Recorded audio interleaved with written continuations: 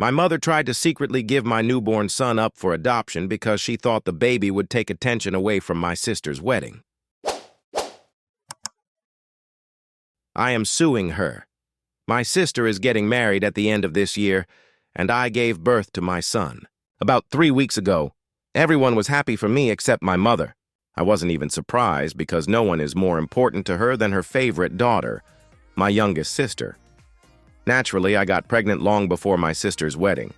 My sister got engaged to her boyfriend, whom she had been dating for 3 years, when I was 6 months pregnant. Anyone who can count would know that by the time of her wedding, I would have already given birth a long time ago. It would be one thing if my sister wanted a modest wedding and planned to organize it quickly, but she wanted a lavish, grand ceremony that obviously takes time to arrange. She and her fiancé made it clear from the start that this was exactly how it would be: expensive and grand. Still, a couple of weeks after the engagement, my mother came to my house looking very worried and told me I needed to do something about my pregnancy because she didn't want to upset my sister. My sister and I are not close at all. She is spoiled and nasty, and since our father died a few years ago, we don't talk.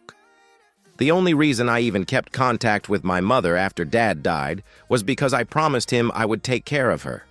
He thought my sister wouldn't manage, because she is simply too irresponsible. Although my mother always preferred my sister, I tried to maintain a decent relationship with her until recently, when she came to tell me my sister was getting married. I thought she was just sharing good news, but then she said that since I was giving birth in the same year as the wedding, I would steal all the attention from my sister because obviously pregnancy is a more important event than a wedding. Didn't understand why she was saying this and told her she was worrying for nothing. First, no one would skip a wedding just because I had a baby. Second, I wasn't even invited to the wedding, just like I didn't invite my sister to mine. We're not friends, so I couldn't outshine her because I simply wouldn't be there. My mother and sister had nothing to worry about. I'm not some celebrity. Even if I came, hardly anyone would talk about me or my child. I thought I had good arguments. But my mother said I should hide my pregnancy and child from the whole family and acquaintances because she didn't want me to distract attention from my sister. That was complete madness, and I had a big fight with her. We haven't spoken since. I felt bad breaking the promise I made to my dad, but I had no choice. My mother was clearly out of her mind, and I was irritable from pregnancy and couldn't tolerate her ridiculous statements. After that, she stopped being involved in my child's life. It was all on me, my husband, and his family, who cared for the baby from the start. My mother didn't even come to the birth. My husband called her that day, but she refused to come because she was with my sister. I'm sure even if she hadn't been with her, she still wouldn't have come. I'm not a priority for her, and that's a bitter truth. If she could refuse her own daughter just because she thought I was stealing attention from my sister by having a baby, I have nothing to say to her. Because of all this, we completely stopped communicating, and I was fine with that. But a few days ago, she called me. At first, I didn't answer, and then she started frantically texting, demanding I pick up because she needed to talk about something important. It was clear she had bad news, and I didn't want to talk to her at all. But I remembered the promise I made to my dad and answered. Now I'm glad I did. I found out she has legal problems. She tried to give my baby up for adoption without our consent, and the adoption agency found out. It was fraud and deception because my mother contacted the agency and lied, saying she had power of attorney since my husband and I are addicts deemed incapable by the court of caring for the child. So, allegedly, as the official guardian, she decided to put my son up for adoption. But the agency workers quickly realized all the documents were fake and immediately stopped the process. Now she has to answer for her actions in court. She called me because she was scared of what awaited her. The agency already notified her that a lawsuit would be filed, and within a few days she would be served a summons. But before they could contact me and explain everything, she decided to call herself, hoping I would somehow help her. She was crying on the phone, begging me to help, but I couldn't understand how she expected help from me after all this. I can understand she wanted my sister to have all the glory at the wedding, but to go so far as to give my child up for adoption? That's disgusting. Honestly, it's also stupid because now there will be even more attention on me. I'm going to sue her. After she explained everything, I just hung up. I had nothing more to say. I didn't feel sorry for her. On the contrary, I thought she deserved it. Later that day, the agency contacted me to give details and clarify the situation. I've already discussed it with my husband after my mother's call, and after the agency called, we decided to definitely pursue legal punishment for her. The next day, we spoke with a lawyer and within a few days filed a civil lawsuit. Hearings will begin soon. But given the seriousness of the matter, a criminal case has also been opened against her, so there's almost no chance of any settlement. The best she can hope for is a plea deal, but even then she faces jail time. She's currently under house arrest, but can still contact me, so she is bombarding me with messages begging for help. At least she is apologizing and says she just lost control because my decision not to hide my pregnancy and child for my sister hurt her deeply. But obviously, she knows how sick her behavior was. It's a shame. Until now, I could ignore it. But yesterday, she hit a nerve, reminded me of the promise I made to Dad to always care for her. That is definitely not care. It shook me because I talked with Dad alone about it and never suspected. She knew about that promise. So now, despite everything, I continue to fight my mother in court for attempting to give my child up for adoption without my knowledge or consent. At some point, I started getting angry. I didn't want to argue with him because we used to have a good relationship and I didn't want to ruin it. But since he decided to spoil everything himself, I stopped holding back. I said that if he cares so much about his sister, then he should pay her compensation himself. Then we would finish the lawsuit faster. At that moment, he started yelling at me, calling me names, and I just hung up the phone because there was no point in talking to him anymore. I really don't understand how anyone can defend her under these circumstances. On one hand, I'm fed up with my uncle, and on the other, my sister, who has become unbearable ever since she found out about the search against our mother. I don't know why, but my sister portrays me as the villain in this situation, claiming that I'm doing all this just because I want to get revenge on her and Mom for the lack of attention from them. At least my uncle had the courage to talk to me face to face, but she only talks behind my back.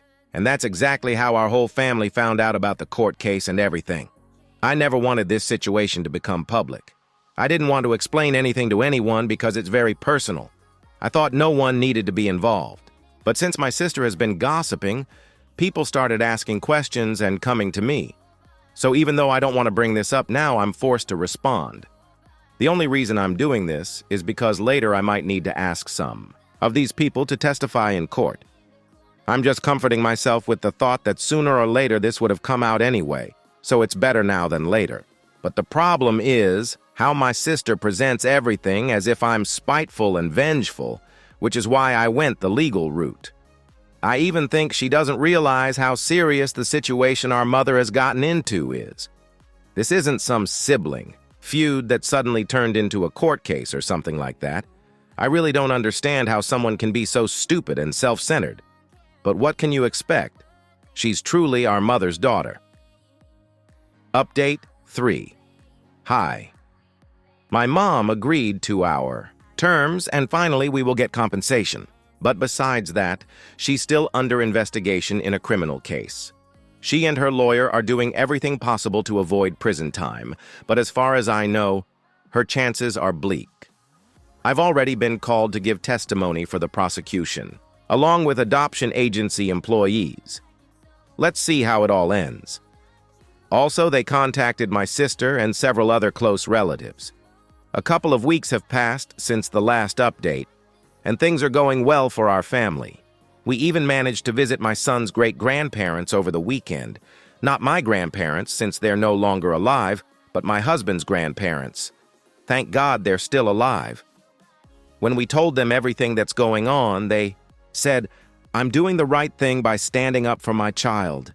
I even admitted to them that I feel guilty for breaking a promise made to my father, but they convinced me that it's not my fault and that if my father were alive, he would tell me to do exactly that. That really calmed me down. I clearly needed a change of scenery because after that trip, I felt real relief. Everything that happened before was exhausting and stressful.